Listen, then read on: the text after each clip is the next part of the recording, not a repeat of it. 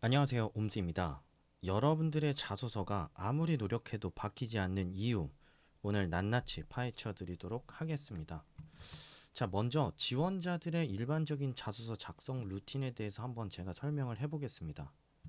먼저 지원자들은 기업의 인재상과 직무 분석을 먼저 시작을 합니다. 자, 이유는 당연합니다. 말이 분석이지 어떤 키워드를 써야 될까 고민하고 선택하는 단계라고 볼 수가 있습니다. 협업을 쓸까, 분석력을 쓸까, 꼼꼼함을 쓸까, 책임감을 쓸까. 자, 어필할 만한 키워드를 여러분들은 몇 개 선정하게 됩니다. 그러고 나서는 이 키워드를 중심으로 이제 어필을 시작하시겠죠. 자, 관련된 경험이 있다고 성과와 결과를 나열하기 시작합니다. 저는 매사 엑셀을 수행할 때에도 꼼꼼하게 수행했고 실험을 수행할 때도 꼼꼼하게 수행했습니다. 자, 다양한 공모전에 참여하면서 분석력과 꼼꼼함을 키울 수 있었습니다.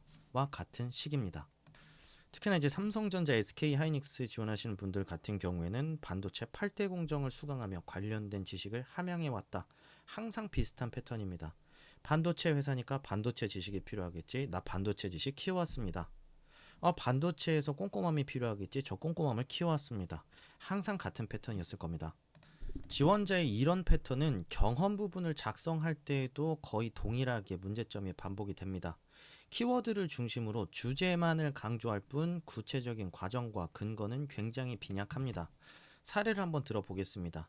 적극성을 어필하고 싶은 지원자들, 적극적인 태도로 팀의 활기를 불어넣고자 노력했습니다.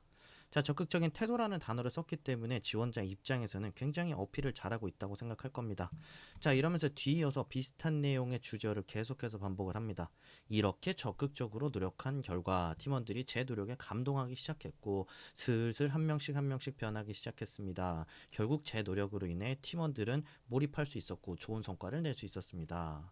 자, 라는 식으로 주제어를 계속해서 반복을 합니다. 자, 마찬가지로 제가 할 수 있을까 없을까라고 모두 걱정했고 저도 확신할 수 없었습니다. 하지만 그럼에도 여기서 포기하면 지금까지 노력에 물거품 된다고 생각했고 다시 한번 끝까지 도전해보고자 했습니다. 그렇게 포기하지 않고 노력한 결과 도전 정신을 달성하고 결과를 달성할 수 있었습니다. 자, 여러분들은 이런 식의 서술을 통해서 적극성과 도전 정신을 어필했다고 생각하는지는 모르겠지만 본인이 주제어, 그 키워드만을 계속해서 반복했을 뿐 실제로 어떤 노력을 했다는 것인지, 어떤 식으로 팀원들에게 다가가서 어떻게 팀원들에게 얘기를 했더니 팀원들이 참여를 했다라는 것인지에 대한 구체적인 노력의 과정 보이지 않고, 자, 뒷부분에서 본인이 확신할 수 없었지만 두려웠지만 해냈다라는 식의 본인의 자기 자랑만 있을 뿐 어떤 식으로 그 상황을 헤쳐나가기 위해서 어떤 노력들을 했는지에 대한 구체적인 그 과정과 행동들 보이지 않습니다. 주제만을 피상적으로 강조하고 있을 뿐 구체적 근거가 없기 때문에 설득력은 하나도 없는 자소서가 될 수밖에 없습니다. 자, 이렇게 여러분들은 여기까지 기업의 인재상과 직무를 보면서 키워드를 도출했고 키워드에 맞춰서 제가 있습니다, 제가 키워왔습니다를 여러분들은 남발하기 시작합니다. 자, 그러면서 그 주제어를 더 강조하기 위해서 노력합니다. 500자 800자 내내 주제어를 반복하면서 도전 정신을 키워왔다, 할 수 없다고 생각했지만 도전으로 극복했다라는 식의 키워드만을 반복하면서 자소서를 채웁니다. 그리고 나서는 시간이 남으니 여러분들은 여기서 퇴고를 하기 시작합니다. 하지만 여러분들의 퇴고의 문제점은 여기서도 발생을 하게 됩니다. 작성했던 내용에서 수치를 부각시키려고 노력할 겁니다. 이미 드러난 성과와 결과 부분에 수치로 이 결과 성과를 드러내야 잘 전달된다라는 그런 부분들을 강조하기 위해서 마무리 부분에서만 성과를 부각시키려고 노력을 할 거고요. 자, 본인의 키워드가 지원하는 회사와 직무와 잘 맞는지 한 번 더 고민해서 키워드를 바꿔볼 겁니다. 그러면서 키워드와 성과와 결과가 잘 어필이 됐나라는 부분을 아마 위주로 확인을 하시겠죠. 하지만 이런 식의 여러분들의 그 자소서의 퇴고 과정은 주제적인 측면에서의 변화는 전혀 일어나지 않습니다. 마무리 결과 부분에서 수치를 부각시키거나 키워드를 일부만 바꿨을 뿐 여러분들의 피상적인 경험 부분 서술과 구체성 없는 경험의 서술은 그대로일 것이기 때문에 여러분들이 아무리 키워드를 바꾸고 수치를 바꾼다고 한들 여러분들의 행동을 납득시키는 자소서는 절대 될 수가 없는 것입니다. 자, 이런 식의 자소서 작성 패턴을 여러분들은 끊임없이 반복해 오셨을 겁니다. 자, 이런 식의 반복적인 자소서 작성의 루틴의 결과는 분명합니다. 자, 우선은 남들이 똑같이 쓰는 키워드를 차용해서 썼기 때문에 차별성 1도 없습니다. 생산 관리에 꼼꼼함이 필요하니까 꼼꼼함 얘기해야지 했는데 품질도 꼼꼼함, 생산도 꼼꼼함, 회계도 꼼꼼함.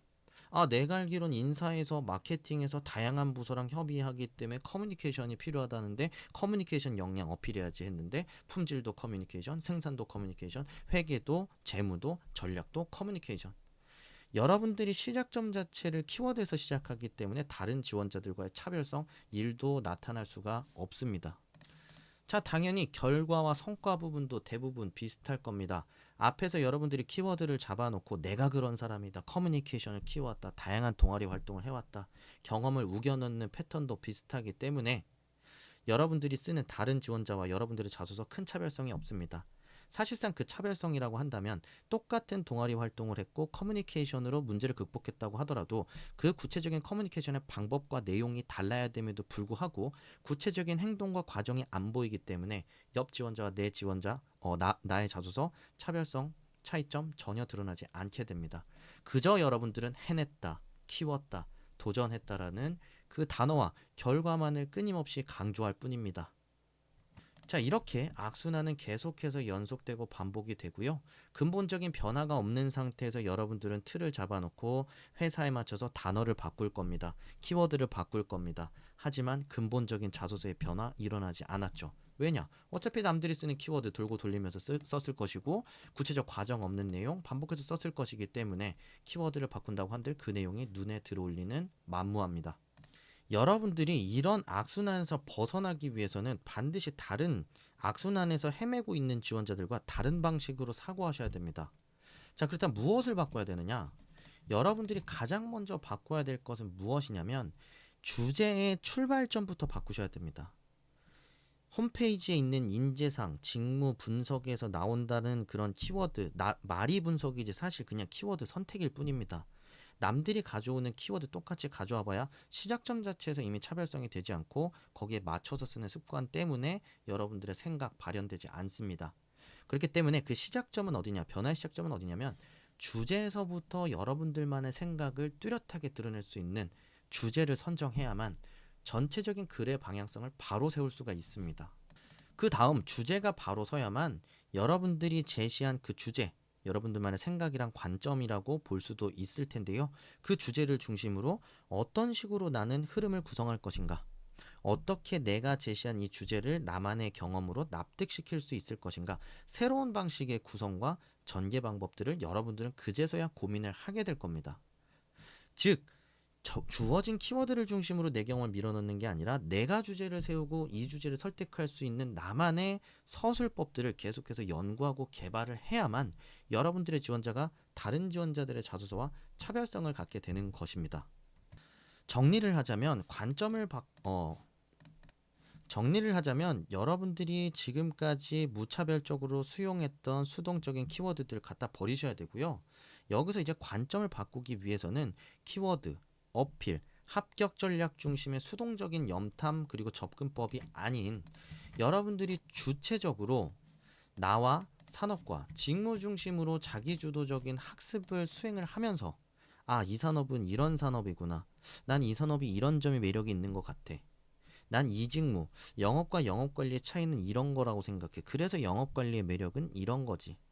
자, 이런 식으로 여러분들이 주체적으로 산업과 직무와 나에 대해서 끊임없이 탐구를 하고 여러분들만의 주제와 관점을 제시하는 연습을 지금부터 하셔야 됩니다. 자, 그렇게 산업을 공부하고 직무를 공부하고 나에 대해서 새롭게 탐구하면서 나에 대한 주제도 새롭게 제시해보는 이런 끊임없는 과정 속에서 새로운 주제가 도출이 될 것이고 그런 주제들을 도출할 수 있었던 산업과 직무, 나에 대한 공부, 학습 기반들이 그 주장에 대한 근거로 뒷받침되면서 여러분들만의 차별성 있는 자소서와 면접이 시작이 되게 될 것입니다. 자, 여러분, 근본적인 변화 없이는 여러분들의 자소서도 영원히 바뀌지 않습니다. 더 이상 차별성 없는 타인의 기준, 남들의 기준에 따르는 취업 준비 벗어나셔야 됩니다. 반드시 주체적인 학습을 기반으로 한 자신의 관점 제시에 성공하실 수 있기를 바라고요. 꼭 이번 영상을 계기로 자신의 길을 찾는 계기가 되시기를 응원하도록 하겠습니다. 도움이 되셨다면 좋아요, 구독, 알림 설정 부탁드리고요. 다음에 더 좋은 영상으로 다시 찾아오도록 하겠습니다. 감사합니다. 옴스였습니다.